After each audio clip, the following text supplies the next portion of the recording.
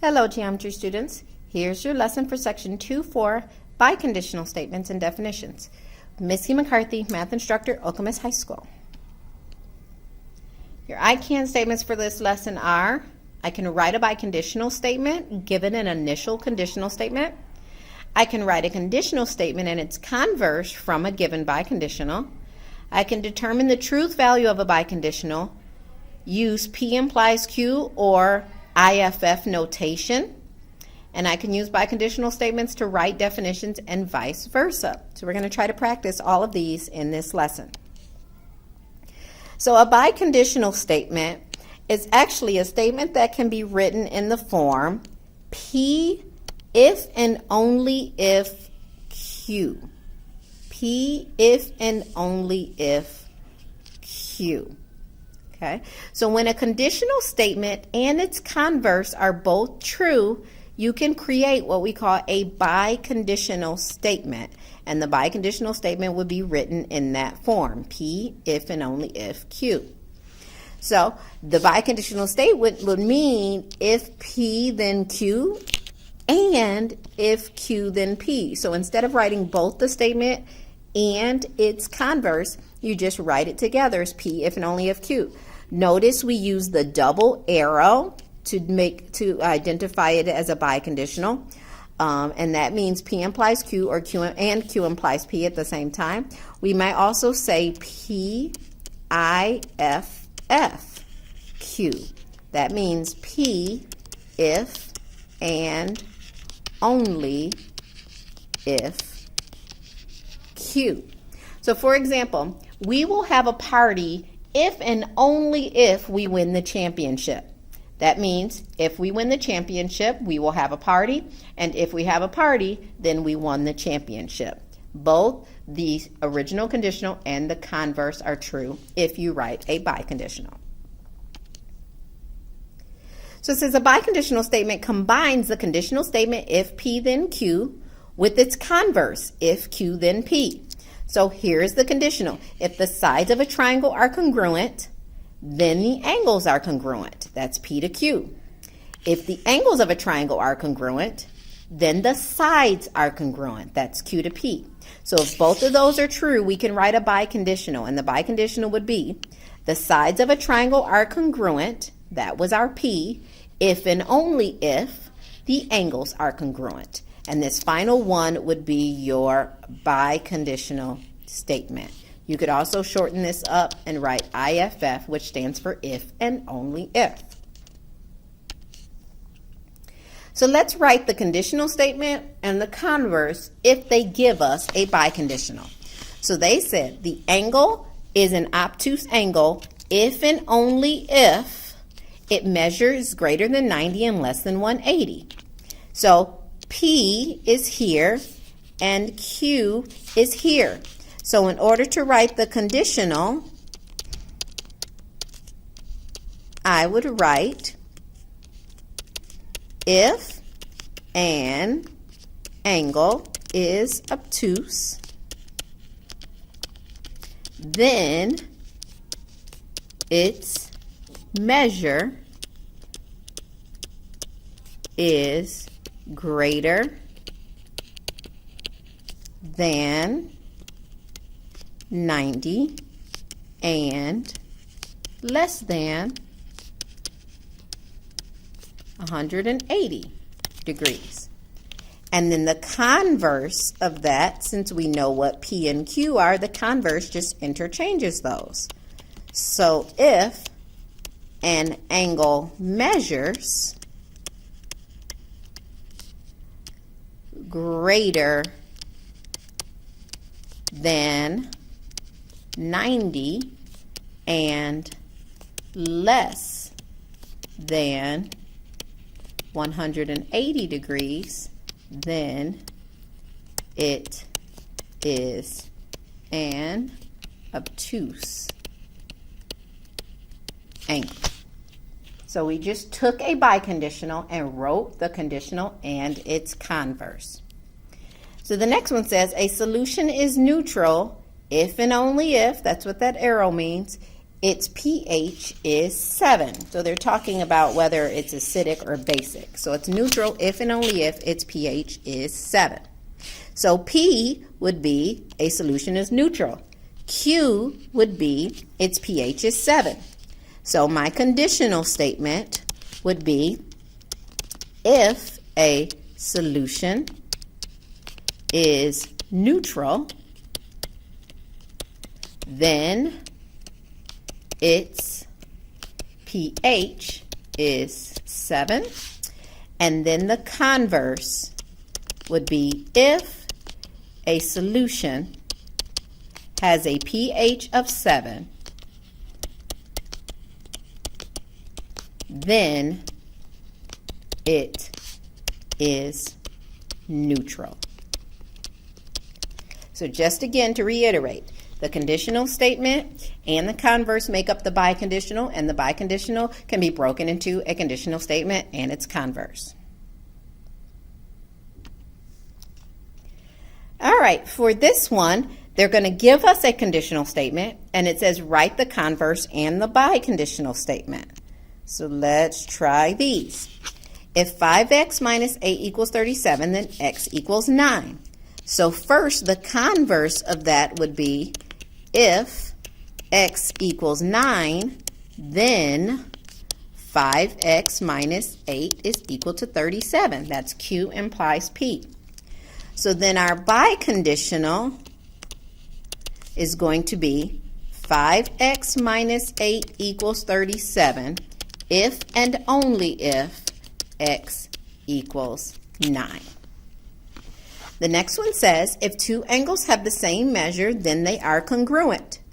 So the converse of that would be if two angles are congruent, then they have the same measure.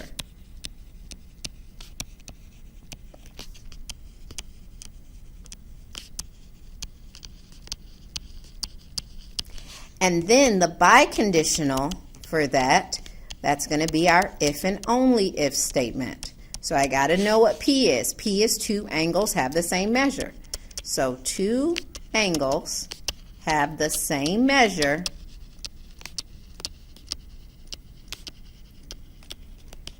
and then I've got to use my if and only if and then my Q. They are congruent. So that's how you would write the converse and a biconditional if you're given the conditional statement. All right, so for biconditional statement to be true, both the conditional and its converse must be true. If either of them is false, then the biconditional must also be false. So if you have a conditional statement and it is true, and you have the converse, and it is true, then the biconditional will be true. But if you have a conditional statement, and it is true, and the converse, and it is false, then your biconditional statement will be false. Likewise, if you have a conditional statement that is false, and a converse that is true, your biconditional will still be false. The only way a biconditional can be true is if the converse and the original conditional statement are both true. So it says determine if the biconditional statement is true. If it's false, I have to provide a counterexample. So in order to determine that, I need both the conditional and the converse. So the conditional, if a rectangle has a side length of 12 and 25, then its area is 300. So if a rectangle has the side lengths of 12 and 25, then its area equals 300. That is true. But I need to check and see if the converse is true. If the area is 300 square centimeters, then the rectangle has to have a side length of 12 and 25. That is false, And my counterexample could be, what if the rectangle has sides of 10 and 30 that also has an area of 300? And that would be my counterexample. And because I was able to come up with a counterexample, the original biconditional is false. So the biconditional is false. Again, in order for a biconditional to be true, both the conditional and the converse have to be true. For this example, it says determine if this biconditional is true. A natural number n is odd if and only if n squared is odd. So my conditional would be if a natural number is odd, then the n squared is also going to be odd. So I'm trying to think of any natural number that's odd that when I square it, it's not also odd. Let's see, 1, 2, or 1, 3. If I do 1 squared, that's 1, that's odd. If I do 3 squared, that's 9, that's odd. If I do 5 squared, 25, that's odd. So I can't find a counterexample, so I'm going to say that this one's true. So now for the converse. If n squared is odd,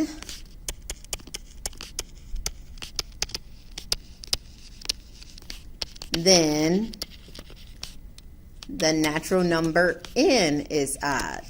The natural number n is odd. And again, I can't think of a number that's squared that when I go backwards to find the original number, it's also odd. So this is also true. So because both the conditional and the converse were true, that means the biconditional statement is true. And you have to check both of them. All right, lastly, we can use biconditionals to write definitions of geometric terms. So it says in geometry, biconditional statements are used to write definitions. A definition is a statement that describes a mathematical object and can be written as a biconditional. For example, we can describe or define a triangle as a 3-sided polygon or a quadrilateral as a 4-sided polygon. So we could write biconditional statements for those. We could say a figure